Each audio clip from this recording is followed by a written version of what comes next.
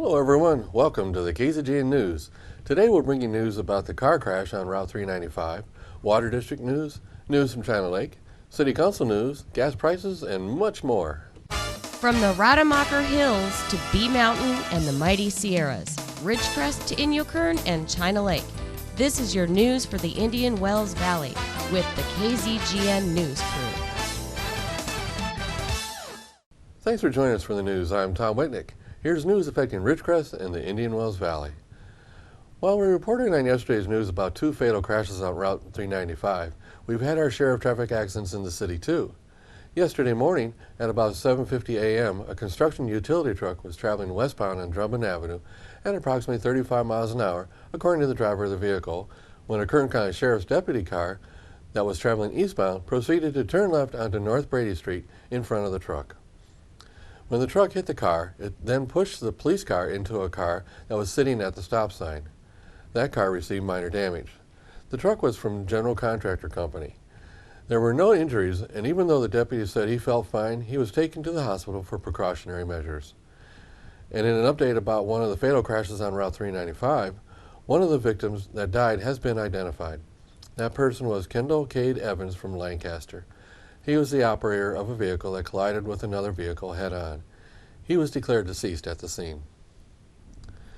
And another reminder from the Kern County Sheriff's Department. The manhunt for a man accused of kidnapping, murder, and the shooting of 2 Kern County Sheriff's deputies continues. Kern County Sheriff Donnie Youngblood says the suspect in the Kelso Valley manhunt is light-skinned black man named Benjamin Peter Ashley, 34 years old. He is 5'11" tall, about 180 pounds, brown-black hair, and green eyes. They are also now looking in the area of Weldon. And now there is a $10,000 reward being offered for the arrest and criminal charges being filed against him. The Kelso Valley area remains closed. Sheriff Donnie Youngblood says the search will continue until we get this guy off the streets.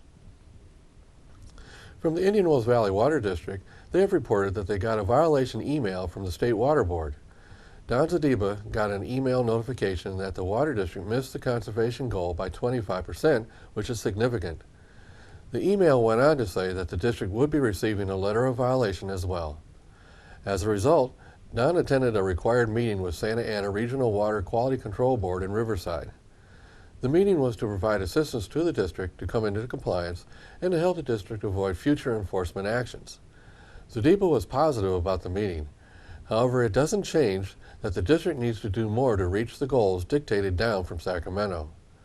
One of Zadiba's largest complaints is that the agricultural use can go on with no restrictions, while residential and commercial use must be curtailed to reduce water consumption. Everyone should share in the state dictate to reduce water use.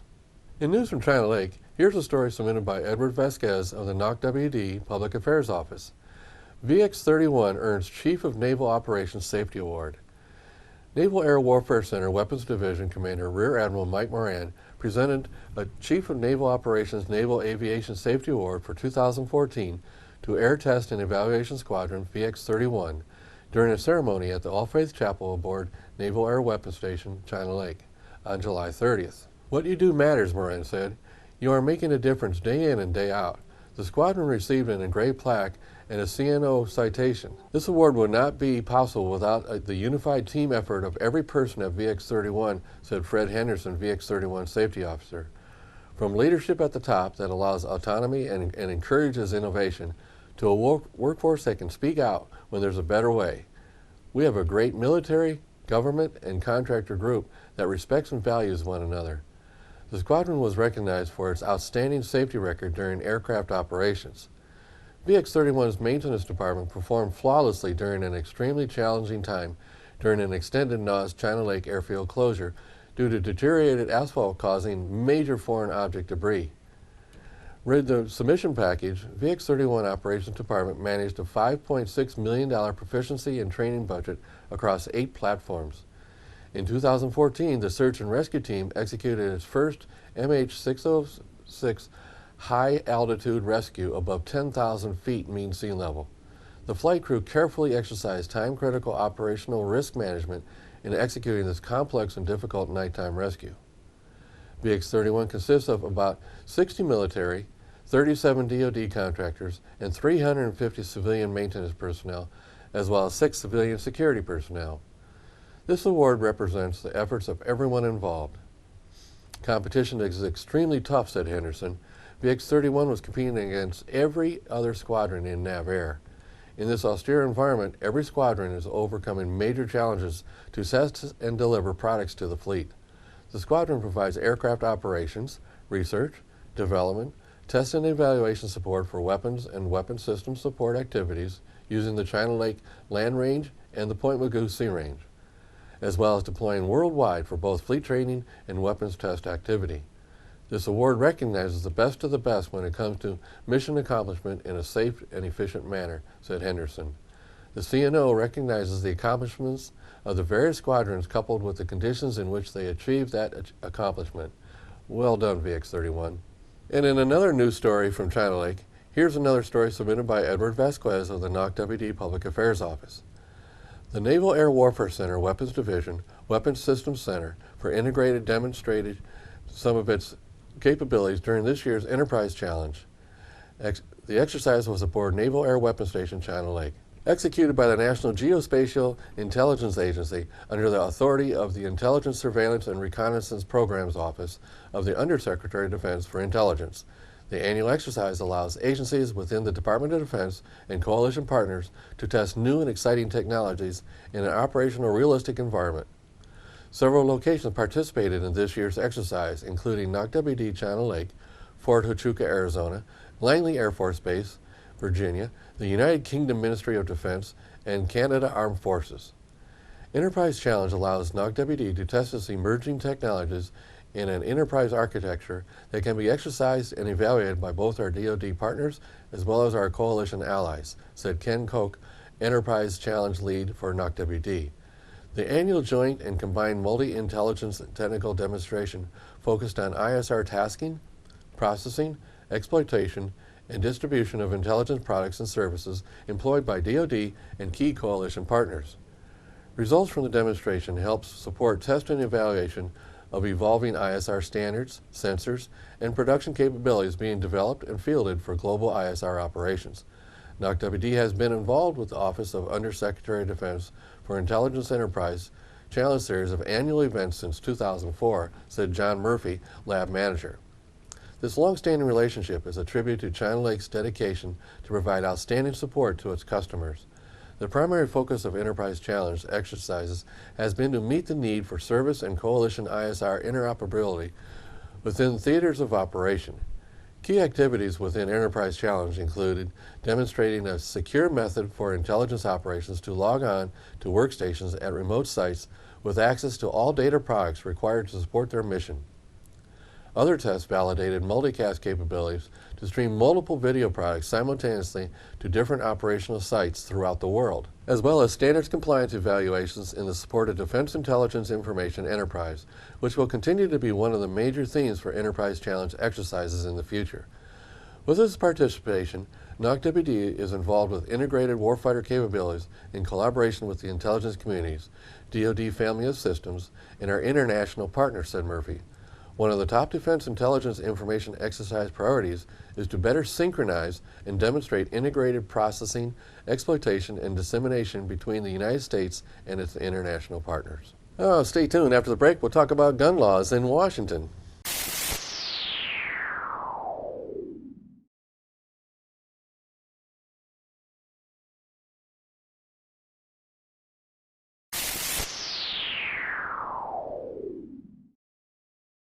Welcome back. Well, with me being in the gun business, I have to enforce all California gun laws. And California gun laws are some of the strictest in the country. However, check out this new law from Seattle. The AP has reported that Seattle City Council unanimously approved a new tax on the sale of firearms and ammunition last Monday. This measure was designed to supposedly help offset the financial toll of gun violence. But opponents quickly promised a legal challenge. The council, on an 8-0 vote, adopted the tax pattern after a similar measure in Cook County, Illinois. The tax amounts to $25 for each firearm sold in the city, plus 5 cents per round for nearly every type of ammunition. 5 cents per round for a box of 50 rounds would be about $2.50 tax per box of ammo. That's a steep tax.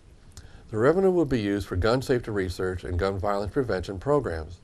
The council also unanimously passed a companion measure to require mandatory reporting of lost or stolen firearms. City government can and must pursue innovative gun safety measures that saves lives and saves money, Council President Tim Burgess said. As it has in other areas of policy, Seattle can lead the way in local solutions. But gun rights activists promise to sue the city on the grounds that the city does not have the authority to impose the measures. Washington State prohibits local governments from adopting laws relating to firearms unless those local ordinances are specifically authorized by state law. According to Burgess, the direct medical cost of treating 253 gunshot victims in 2014 totaled more than $17 million. Taxpayers paid more than $12 million of that. City officials estimated that the new tax would bring in $300,000 to $500,000 a year. But gun shop owners told council members those numbers are inflated and that the law would cost them customers and sales. The owner of a Seattle gun shop told the council the tax would simply prompt customers to travel to nearby cities to buy guns. Customers will just go to another city to purchase their guns, he said. The only real purpose of this legislation is to run gun stores out of Seattle, and it will. Gun stores in Seattle will probably just move into an adjoining city and sell there.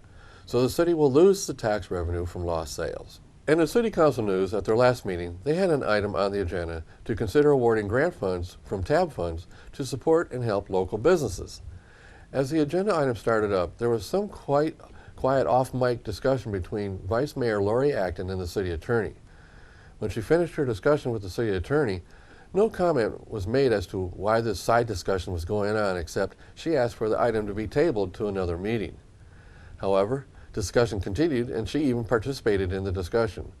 So it is unclear why she was so nervous about this item to pull the city attorney off to the side to discuss, and yet the item discussion continued. The idea being to help local businesses grow and maybe expand their services. Just as they did last year when they granted over $2 million for startup companies. For this part of the program, they have about $300,000 available for this. The grants were being considered in amounts from $5,000 to $25,000 per application. After a lengthy discussion, the council took no action and tabled the item. It is interesting that since the meeting, the Facebook IWV discussion group has had a round of spirited discussion by the people there on this topic. And even there, Lori Acton chimed in once to defend the idea, but said she would not get into discussion with anyone about this. Better stated, she said what she thinks and that's it. No further discussion necessary. She's right, and you're all wrong if you disagree with her. Well, anyway, most but not all of the Facebook comments were not supporting the idea. So the item is tabled for the time being. It'll be interesting to see what happens when it comes back on the agenda. And for just advance information, the Ridgecrest City Council will meet next Wednesday evening for their regular meeting. On Monday, I'll have details of this meeting. Now in KZGN continuous effort to provide news and information, here's our local gas prices. Right now, the whole area we monitor is going down slightly. As of this morning, Ridgecrest is ranging from $3.53 to $4.19. Lancaster's going from $3.42 to $3.99. The LA Valley area is $3.57 to $3.89. And the Bishop area, $3.79 to $3.99. We have 3 stations coming in at the $3.53 figure and one more at $3.54 per gallon. Tune in with us Mondays, Wednesdays, and Fridays for updates. We at KZGN always suggest you shop locally to support our local economy. Remember, when you paying sales tax out of town, you're helping those cities pave their streets instead of here. Now, stay tuned for weather and sports when we come back.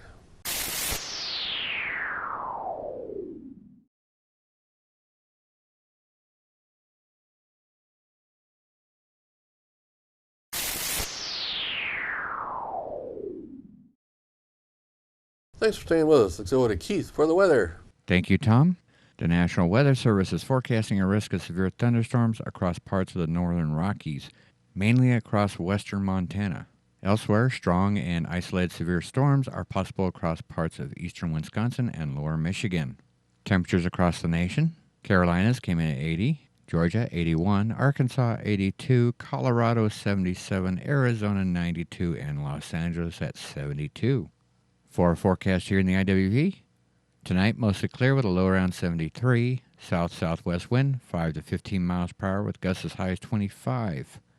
Saturday will be sunny and hot with a high near 106, southwest wind 5 to 10 miles per hour.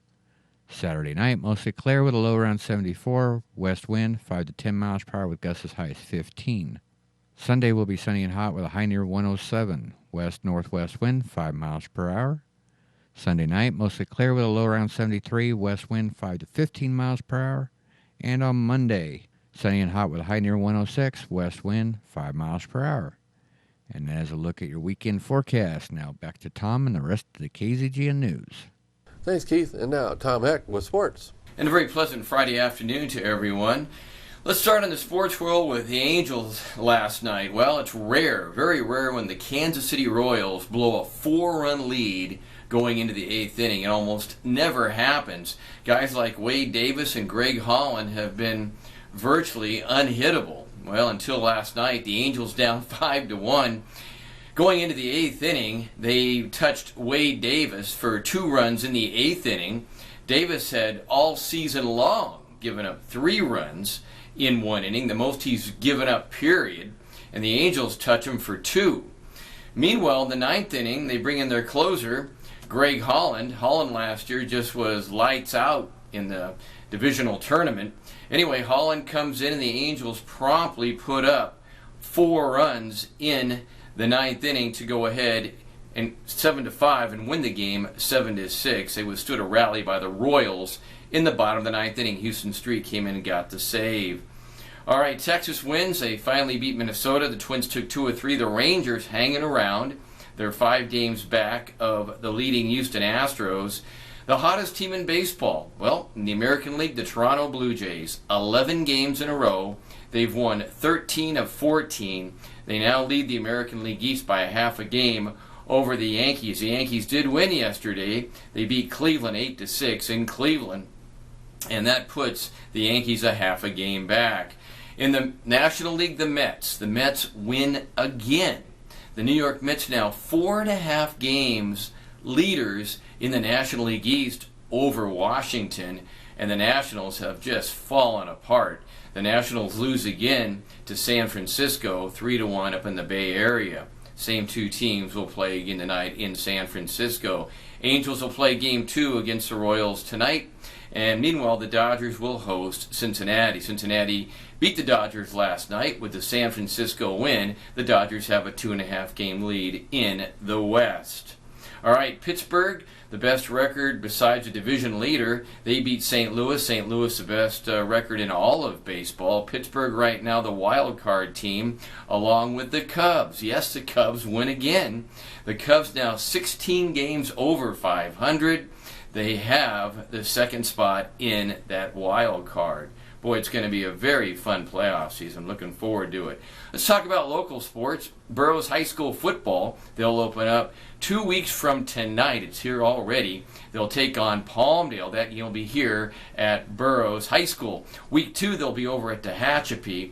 All those games will be on KLOA 1240 AM, your all sports station. And we'll talk about, hopefully get Todd Mather on a Tuesday night interview and at least get some more comments from him. He's pretty excited. He had a great freshman team last year. Those guys have moved up.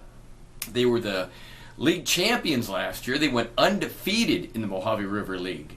Okay, let's talk about Anthony Barnes, what he's done at Murray Junior High School. He's the athletic director. He started cross country. They announced it. They had 15 kids show up on the first day, and I understand they got a few more that have come out. He is starting cross country at Murray Junior High School, trying to get that program up and running. Also, we'll talk more about as we go on, Burroughs High School cross country, new coaching staff this year for them. Things look good also for Canoe Prince on the tennis court with the Burroughs High School girls varsity tennis team. That's your sports for this Friday. Have a good weekend. Tom Heck for KZGN. So that's the news for today. All of us at KZGN-TV know you have a choice in what you watch for your news. We all thank you for choosing KZGN-TV, Ridgecrest's only locally owned community TV station. Now stay tuned for Ridgecrest Talk